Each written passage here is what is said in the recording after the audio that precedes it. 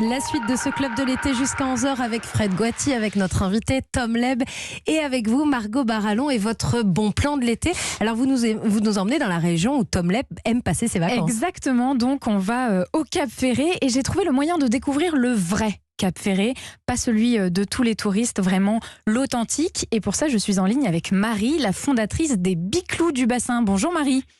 Bonjour à tous. Bonjour. Alors, avec les Biclous du Bassin, en fait, vous proposez des visites guidées en groupe pour découvrir ou redécouvrir le Cap Ferré. Et la particularité, c'est que ce sont des visites guidées à vélo. Exactement. Alors, est-ce que vous pouvez nous dire exactement comment ça s'organise ? On est combien ?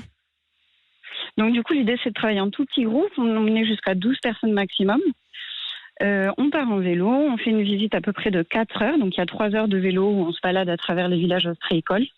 Et on termine la visite par une dégustation d'huîtres en cabane ostréicole face au bassin, puisque c'est le sport national au Cap Ferré. Voilà, après l'effort, le réconfort. Et quel réconfort, quel plaisir. Exactement. Et tout du long, en fait, c'est vous la guide. Vous allez, comme ça, distiller des anecdotes sur l'histoire du Cap Ferré, parce que c'est une histoire, en tout cas un coin que vraiment on ne connaît pas forcément bien d'après vous.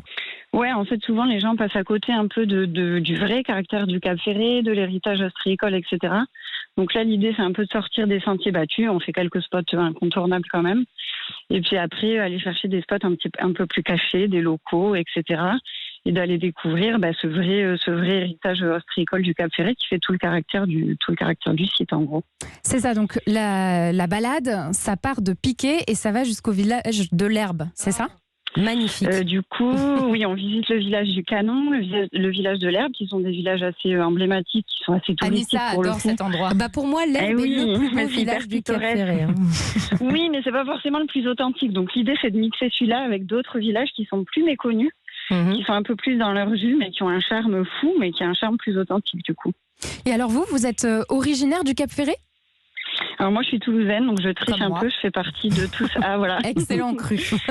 de tous ces faux locaux. Donc je fais partie des gens, comme beaucoup, qui sont tout simplement tombés amoureux du bassin et du Cap Ferré, et qui sont un peu restés là. Alors vous conseillez cette balade à partir de quel âge ? Du coup, nous, on accepte les enfants à partir de 10 ans. Il faut juste que les enfants soient bien à l'aise sur leur propre vélo. D'accord, donc parfait pour y aller en famille avec des ados aussi. Oui, complètement. Moi, Marie, je vous le dis, pour être très honnête, j'ai eu l'occasion de faire cette sortie à la fin du mois de mai cette année. C'est très agréable parce que les paysages sont magnifiques, qu'il n'y a pas tant de dénivelé que ça. C'est assez plat. De temps en temps, il y a des petites montées, des petites descentes, mais c'est relativement plat. Vous l'avez fait avec moi ? Alors, je ne l'ai pas faite avec vous, Marie. Je vous ai faussé compagnie parce qu'on était 14 et que vous, c'était 12. Et qu'il fallait qu'on en laisse 2 sur le bord de la route. Mais c'est très agréable. Et quand vous parliez de spots cachés, il y a quoi, par exemple, comme spot caché qu'on peut découvrir au Cap Ferré ? Je ne peux pas vous le dire à la radio. Ah, mais une petite idée, c'est quoi ? C'est des plages, c'est quoi ?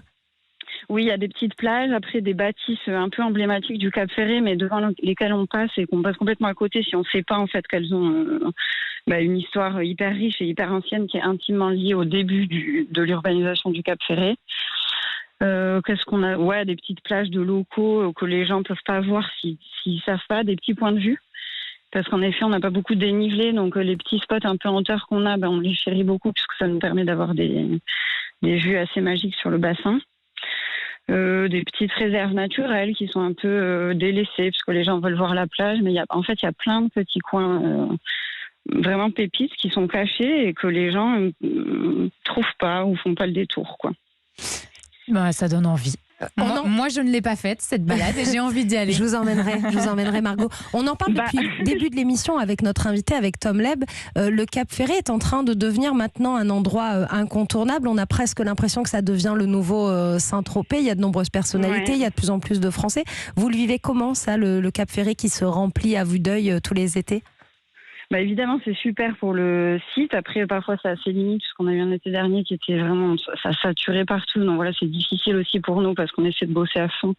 Mais il y a des moments où on ne peut pas faire plus que plus. Et voilà, il faut faire attention à ce que le site reste quand même préservé, garde son cachet, et qu'il faut trouver un équilibre, quoi. Que tout le monde trouve un équilibre qui convienne pour tous les parties qui sont sur le site, à la saison ou à l'année, les gens qui viennent pour le week-end, etc. Et alors, je précise, Marie, que vous fournissez les vélos. Il est possible de venir avec le sien, mais sinon, vous les fournissez pour tout le monde. Ouais, tout à fait. Eh ben, merci beaucoup.